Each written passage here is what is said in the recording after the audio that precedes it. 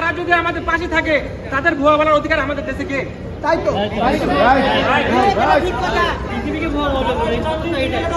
তারা কি নিজের বাপকে গালাগালি দেবে? তারা কি নিজের বাপকে গালাগালি দেবে? আর তার চেয়ে বড় কথা, বাংলাদেশ ক্রিকেটের আতুরঘর মাথা হচ্ছে বাংলাদেশ ক্রিকেট বোর্ড। তাদেরকে কে সাহায্য দিচ্ছে? বিসিবি যে নিয়ম দিছে ওই নিয়ম অনুযায়ী বিসিবি খেলা চালাক। যদি আমিও বাদ যাই, আমি বাদ যাবো, কোনো সমস্যা নাই, কিন্তু খেলা হবে। প্যারালিম্পিক কমিটি অফ বাংলাদেশ তাদের ফেসবুক পেজের মাধ্যমে এই ঘোষণাটা দিয়েছেন অন বিহাফ অফ বিসিবি।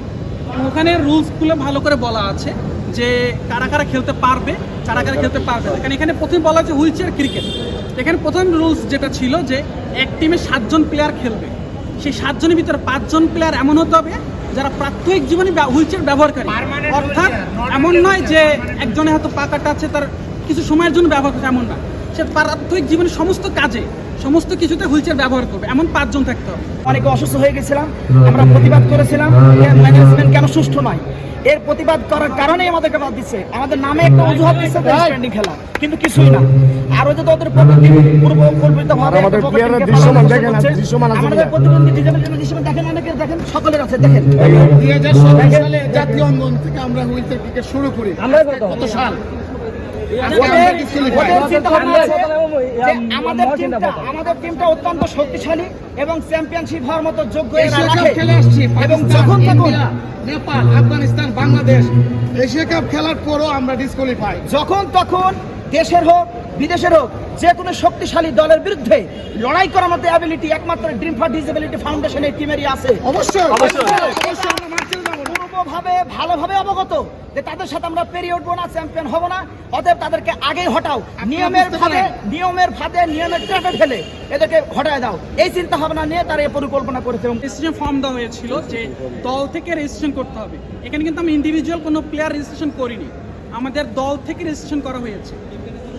এবং এটা আমাদের টিম ম্যানেজার আছে, তারা তাদের প্লেয়ার কালেক্ট করে এটা করেছে। এবং গতকালকে আমাদের কিন্তু মেডিকেল হয়েছে এবং মেডিকেলের রিপোর্ট হয়তো আজকে দিয়েছে এবং অন স্পট আমাদেরকে জানানো হয়েছে। এবং অনেকে আছে আমরা জানি না, কারণ যে দলগুলো কালকে অনেকে সব একসাথে আসতে পারেনি, হয়তো কেউ ট্রাফিক জ্যামে আটকে ছিল, সামহাও আসতে দেরি করেছে। তো মেডিকেল হলেও হয়তো দেরিতে হয়েছে।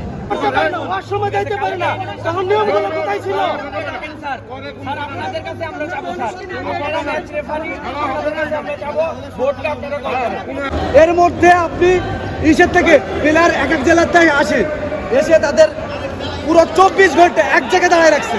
24 ঘন্টা আমরা আবাসন ব্যবস্থা পাইনি, সকালে নাস্তা দেশে পানি দিয়ে নাই। শুনবেন, বিসিবির কোটি কোটি টাকা বলে পৌঁছতেছে, অথচ ডিজাবেল যারা হুইল চেয়ারে বসে খেলে তাদের পানি থাকে না, এগুলো ভোগ করে।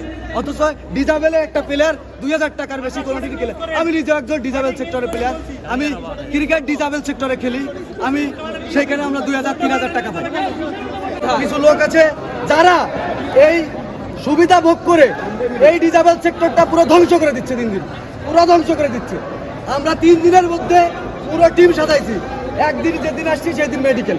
কেন বাবা, 1 সপ্তাহ আগে মেডিকেল করে দিতে পারতে, আমি প্লেয়ার চেঞ্জ করে নিয়ে আসতাম।